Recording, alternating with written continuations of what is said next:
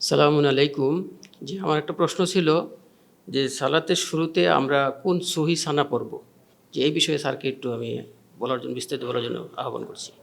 সালামুন আলাইকুম তিবতুম মুবারাকাতুম তাইয়্যিবা রব্বি আউযু বিকা মিন হামাযাতিশ শায়াতিন ওয়া আউযু বিকা রব্বি আন ইয়াহদুরুন বিসমিল্লাহির রহমানির রহিম আলহামদুলিল্লাহি ওয়া সালামুন আলা ইবাদিহিল্লাযীনা ইসতাফা রব্বি জিদনি ইলমা।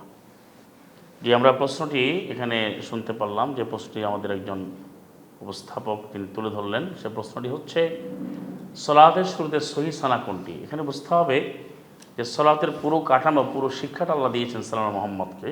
এর অনেক আয়াত রয়েছে। সূরা বাকারা 239 রয়েছে ফাযকুরুল্লাহ কামা আল্লামাকুম, তোমরা আল্লাহ স্মরণ করো, আল্লাহর বিধান মানো, সালাত করো। যেহেতু সালাতের একটি নাম হচ্ছে জিক্র, যেটা 20 নম্বর সূরার 14তে রয়েছে। অনেকেই সালাতকে জিকির বলে প্রশ্ন করে, জন্য বলে দিচ্ছি যে তহাতে রয়েছে আকিমিস সালাত আলি জিক্রি, সালাত কায়েম করো আমার জিকিরের জন্য। তো সালাতই তো জিকির, এর চেয়ে পরিষ্কার আয়াতের কী হবে। এখন আসছে যে সানা, দেখুন সালাত করতে হবে কিভাবে।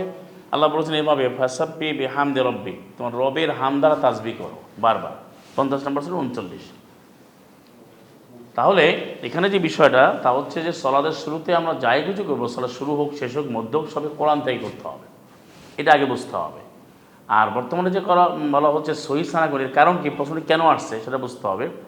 যেহেতু সমাজে প্রচলিত কোরআন ভিত্তিক সালাত প্রতিষ্ঠিত নেই, মানুষ বিভিন্ন ব্যক্তি দল মাযহাবের অনুসরণে সলা করে, সেখানে এক একজনে একটা দোয়াকে তাদের ভাষায় একটা দোয়া বা একটা সানা এর প্রডিউস করে। আর সানা শব্দটা বুঝতে পারে, সানাউন বলা হয় যে আল্লাহর যে প্রশংসা সেটাকে কিন্তু সানা হিসেবে ধরা হয়। আর কোরআনের ভাষা হামদুন, কোরআন হচ্ছে হামদ, আলহামদুলিল্লাহ রাব্বিল আলামিন। আর সানা শব্দটাও আর বিষয়টা বলা হয় যে এটি যে মানবরচিত সালাতের কাঠামো, তার ভিতরে তারা এই সানা নিয়ে আসে, যেমন সুবহানাকা আল্লাহুম্মা বিহামদিকা ওয়া তাবারাকা ইসমুকা ওয়া তাআলা জাদ্দুকা, এই যে লা ইলাহা গায়রুকা, এগুলো কিন্তু মানুষের ম্যানমেড, এগুলো মানুষ কিন্তু মুখে মুখে আসে। কিন্তু কোরআন ভিত্তিক যে আল্লাহর প্রশংসা করার যে আয়াতগুলো কত রয়েছে, আল্লাহর প্রশংসার কমপক্ষে কোরআনে হাম দিয়ে 32টা আয়াত আছে, এবং তাসবিহ দিয়ে প্রায় 200 উপর আয়াত আছে, সেগুলো কিন্তু মানুষ পড়ছে না। তাহলে কোরআনের আলোকে আপনাকে সেই আল্লাহর প্রশংসা করতে হবে এবং আল্লাহর কাছে নিজেকে নিবেদন করতে হবে। সেজন্য প্রচলিত মানুষের কৌলগুলো আনার কারণে, মানুষে মতভেদ করার কারণে তারা কোনটাকে উত্তম বলে, কোনটাকে অনুত্তম বলে, কোনটাকে সহি বলে, কোনটাকে আবার অশুদ্ধ বলে, মানে গায়রে সহি বলে। কিন্তু কোরআনের আলোকে আপনি দেখুন, সলা করতে গেলে শুরুতে আপনি তাকবীর দিয়ে শুরু করে আপনি সূরা আনামের 79 নম্বর আয়াতটা পড়বেন, কারণ এটা একেবারেই ভেরি মাচ ক্লিয়ার এবং ওই বিষয়ের সাথে একেবারে সংযুক্ত, মানে বিষয়ের সাথে সম্পৃক্ত বিষয়, যে ইন্নী ওয়াজ্জাহতু ওয়াজহিয়া লিল্লাযী ফাতারাস সামাওয়াতি ওয়াল আরদা হানিফা।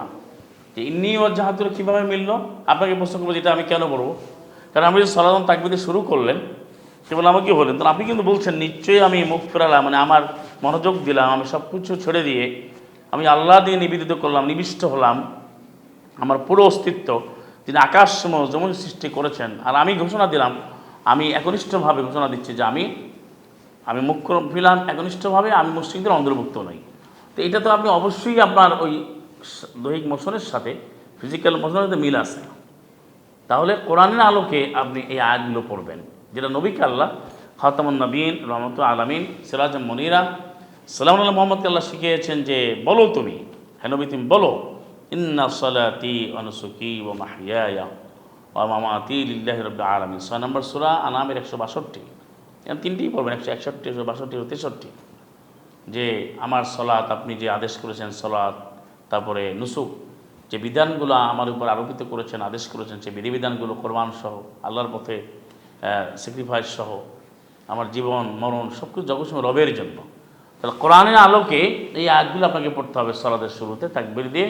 কিন্তু আজকে সানা নামে যেগুলো পড়া হয়, প্রথম কথা হলো সেগুলো আল্লাহ নাজিল করেননি, আর যা নাজিল করেননি তা আপনি পড়তে পারবেন না। লাইন আশরাকতা লায়াবাতুন আমালুক 39-65, ওহির বাইরে পড়লে সেটা বাতিল হয়ে যাবে।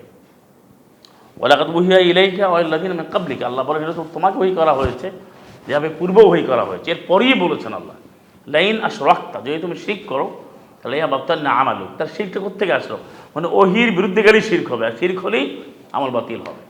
তাহলে কোরআনের আলোকে, আল কোরআন হাকিমের আলোকে যে আয়াতগুলো 162, 63, তারপরে সূরা আনামের 6-79 এগুলো পড়তে হবে। এটি কোরআনের বাইরে গেলে সহি কোনটা গায়ের সহি কোনটা। কোরআন হলে কোরআন নূরুম মুবিনা যিকরান কাসীরা, কোরআন হাক্কুল মুবিন, আল কাসাসুল হক, আল উরাতুল উসকা।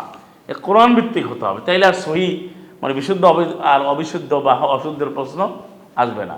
আর কোরআনের বাইরে যাওয়ার কারণে প্রশ্ন আসবে কোনটা সহি হবে। সুতরাং ওই মানুষের তরিকারা এগুলো বাদ দিয়ে সরাসরি কোরআন থেকে বললেই আপনার সানা বলেন আর যাবেন, আর কোরআনের ভাষা হামদ হয়ে যাবে, সেটাই আমল করতে হবে। ওয়া আখিরু দাওয়াহুম আলহামদুলিল্লাহি রাব্বিল আলামিন। সালামুন আলাইকুম, তিবতুম মুবারাকাতুন তাইয়্যিবা।